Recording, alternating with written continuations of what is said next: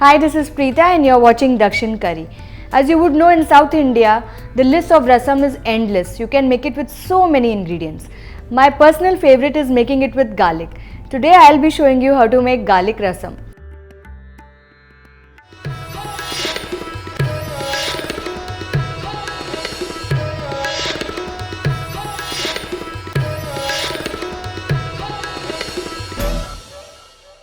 Here I have Hing, curry leaves, coriander seeds, dried red chilies, chana dal, black pepper and garlic, and I have made this powder. We will get into the powder later. The rest of the ingredients are tamarind water, turmeric, salt, tur dal boiled along with some water, crushed cumin seeds. You can also use cumin seed powder, but crushed gives a better flavor.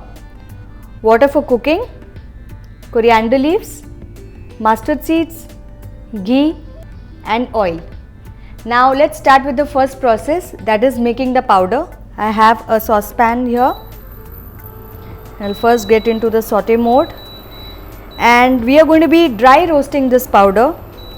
I am not going to be adding a lot of oil because it's dry roasting. What I am going to do is just take very little oil just to cook the hing. So I'll just add the hing first and just add a drop of oil. That's all you need. What I'm going to do is I'm going to add a little bit of the garlic right now.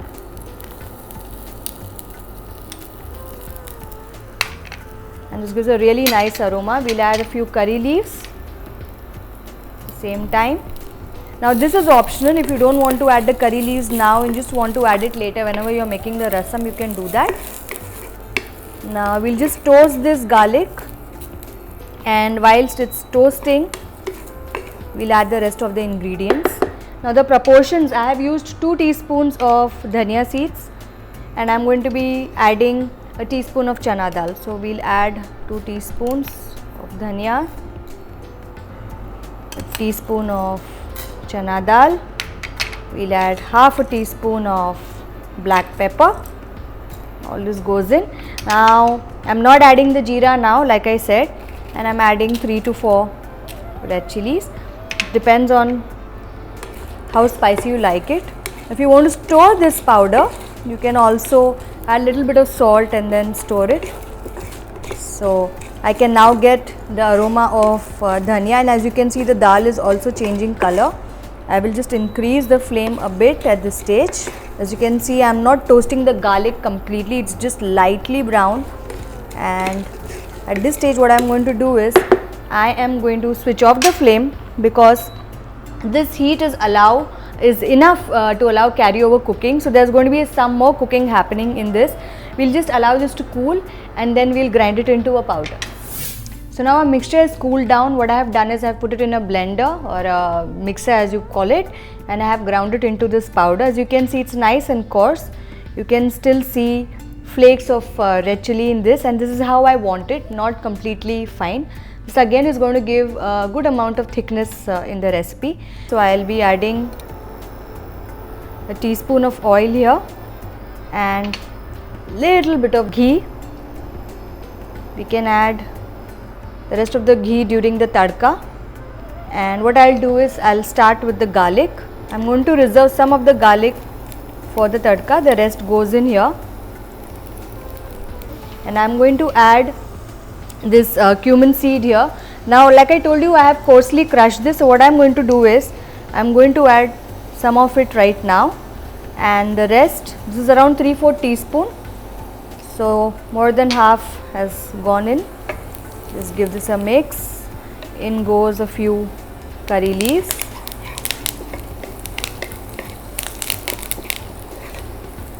And what we'll do is now we'll add our tamarind water. You don't have to cook your garlic a lot. Now let's add the tamarind water. Some mix. Like I always do, I'm going to add 1 cup more because the idea is to boil this the rest of the ingredients. Dash of turmeric. Now again, I am not adding hing at this stage because I have already added the hing when I have made the powder. So now what we are going to do is we are going to allow this to come to a nice boil till the raw aroma of the tamarind goes away. Now as you would have noticed, I have not used tomatoes in this. Usually we don't use, we just keep it plain simple with just garlic. If you want to add tomatoes, you can reduce the amount of tamarind and just probably use one small size tomato. Either you crush it or you can also chop it up and add it. So now let's allow this to come to a nice boil. Let it boil really well till the raw aroma goes, and then we'll add the rest of the ingredients. So as you can see, the tamarind water is simmering, actually boiling away. It's reduced and you can see these spots here, and even the aroma of raw tamarind has gone away. What I am going to do is quickly add the dal water. Now in recipes like Mysore rasam or garlic rasam, you don't need to use a lot of dal. If you have a very thin down water also, it's enough. You just add a little more water. Now before adding the water, what I am going to do is I'll add the powder. As you can see, this is already coming to a boil, so I'll not waste time. Just mix this and add the powder. Now just ensure there are no lumps. If you want, you can already make this into a paste and then add it. This is smelling really good, and it's also thickening because of the use of dal and garlic. Now let's add the rest of the water. Now what we need to do is just add salt to taste, and we just need to simmer this. Let's have a look at our rasam. As you can see, it's simmering away very happily, and you can see all this masala floating on top. Now this is an indication that it is ready. What I am going to do is gently remove this. Careful. What you can also do is add loads of chopped coriander if you want. I am just going to add it during presentation, and I will get this to the saute mode quickly, and we'll make our tadka. So in goes the ghee, and let's melt this, and once it's melted, we'll add the rest of the ingredients. So I'm going to add mustard. Allow this to crackle. Now whenever you're making garlic rasam, please ensure that you use ghee. Ghee and garlic goes really well. As you can see, this is crackling.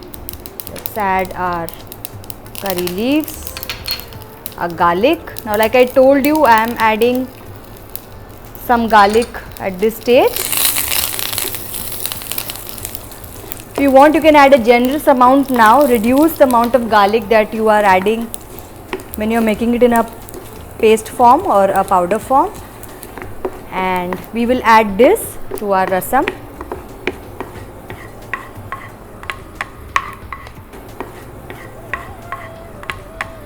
So a piping hot poond rasam or garlic rasam is ready. Now I have some shot glasses here, and I am just going to garnish this with some coriander. So if you like this video, guys, what are you waiting for? Like the recipe, share it, and hit subscribe on India Food Network. Until next time, merry cooking.